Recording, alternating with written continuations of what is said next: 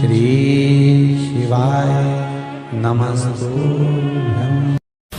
और एक विश्वास के साथ आप लोगों से कहना चाहूंगा, जितने लोग आस्था पर कथा सुन रहे हो, जितने फेसबुक यूट्यूब पर सुन रहे हो, और जितने लोग मालेगांव की ये पवित्र भूमि पर बैठकर कथा सुन रहे हो, एक दिल से कहूं आप लोगों से, आप स्वीकार करिएगा, दुख की घड़ी में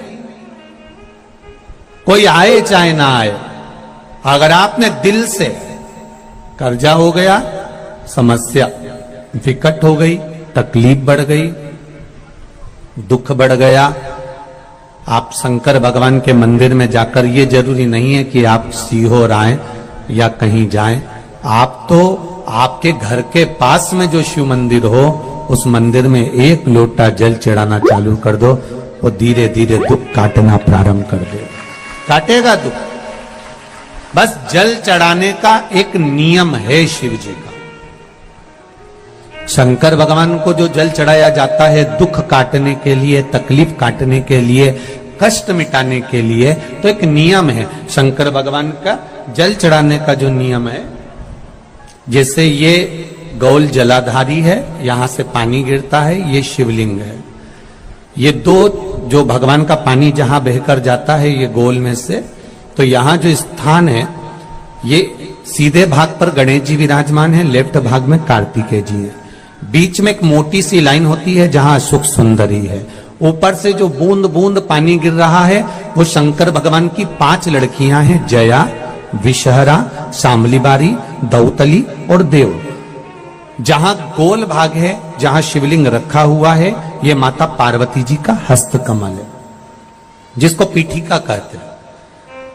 महाराज, जल चढ़ाने का नियम है, जब हमारे ऊपर दुख होता है, तकलीफ होती है, कष्ट होता है, बड़ी दिक्कत परेशानी होती है, तो हम जल चढ़ाते हैं। तो उस जल को चढ़ाने का नियम है, पहले गणेश जी का स्थान, कार्तिकेय का स्थान, अशोक सुंदरी की जगह, फिर माता पार्वती की पीठिका, उसके बाद जलाधारी को स्मरण कर कर जल धीरे धीरे शंकर भगवान पर छोड़ा जाता है। जब धीरे धीरे शिव जी पर जल चढ़ाएं, उसके बाद में आप अपने मन की कामना जब जल चढ़ाते जाएं और बाबा से कहते जाएं, बाबा, रोज कामना कहने की जरूरत नहीं है, एक बार आप कामना करो और उसके बाद जल चढ़ाना प्रारंभ करो, और उसको कहना जरूर, तेरे दरबार से कोई खाली नहीं गया मेरे शंभू, मैं नहीं जानती, मैं तो इतना जानती हूं कि कंकर शंकर है और तू सुनता जरूर है। ब्रह्मा ब्रह्म लोक में है, भगवान विष्णु वैकुंठ लोक में है, पर मृत्यु लोक में मेरा देवाधिदेव महादेव है, मेरी सुनेगा जरूर। और बाबा से विनय कर कर आप आइए। जल चढ़ाने का नियम, अगर दुख है, तकलीफ है, कष्ट है तो ऐसे चढ़ा दो, और अगर मन कर रहा है डायरेक्ट शिव जी पे चढ़ाना हो तो तुम्हारी मर्जी है, उसमें कोई मना नहीं। शिव तत्व किसको कहते हैं? शंकर का गुणगान, शिव का स्मरण, भगवान शंकर का मंत्र जाप किसको कहते हैं? ये वही समझ सकता है जिसके भीतर शिव समाया होगा। और एक विश्वास के साथ आप लोगों से कहना चाहूंगा, जितने लोग आस्था पर कथा सुन रहे हो, जितने फेसबुक यूट्यूब पर सुन रहे हो, और जितने लोग मालेगांव की ये पवित्र भूमि पर बैठकर कथा सुन रहे हो, आप दिल से उसकी कथा सुनना। इस वाणी का, इस व्यासपीठ का एक शब्द हो सकता है, हॉस्पिटल में पड़ा हुआ कोई व्यक्ति, कर्जे में डूबा हुआ कोई व्यक्ति, गलत व्यसन में पड़ा हुआ कोई व्यक्ति को आपके द्वारा निकली हुई वाणी से भी बाहर निकाल सकता है। जैसे उस मां को कहा किसी ने, सीहोर वाला महाराज कहता है, एक बार चले तो जा शंकर जी के मंदिर में, उसने पत्र भी लिखा। जब वो सीहोर वाला महाराज कहता है, चिल्ला चिल्ला कर कहता है, एक लोटा जल सारी समस्या का हल, तो जा। 7 साल में उस बच्चे की वाणी वापिस आ सकती है जो वाणी नहीं थी। जब वो वाणी मेरा महादेव दे सकता है, वो देखो उस माँ के चेहरे की खुशी, उस माँ के चेहरे की रौनकता, जिसका बेटा 7 साल बाद बोला हो, उसका आनंद देखिए कि कितना होगा, कितना आनंद होगा। एक बात और अच्छे से समझ लीजिए, जो बच्चे चिड़चिड़े होते हैं, चाहे घर में बेटे हों, बहुएं हों, सास हो, ससुर हो, परिवार में छोटे छोटे बच्चे हों, चिड़चिड़ प्रवृत्ति करते हों या चिड़चिड़ा स्वभाव हो, जरा जरा सी बात में क्रोध आ जाता हो, बोलने का भान नहीं रह पाता हो, शब्दों के बाण चलते हो, तो महाराज प्रदोष के दिन, प्रदोष काल में बेलपत्री के पेड़ के नीचे एक जो पत्ता आपके पास में हो, पान का मिल जाए तो पान का, पीपल का मिल जाए तो पीपल का, बेलपत्र का मिल जाए तो बेलपत्र का, उस पत्ते पर मात्र थोड़ा सा शहद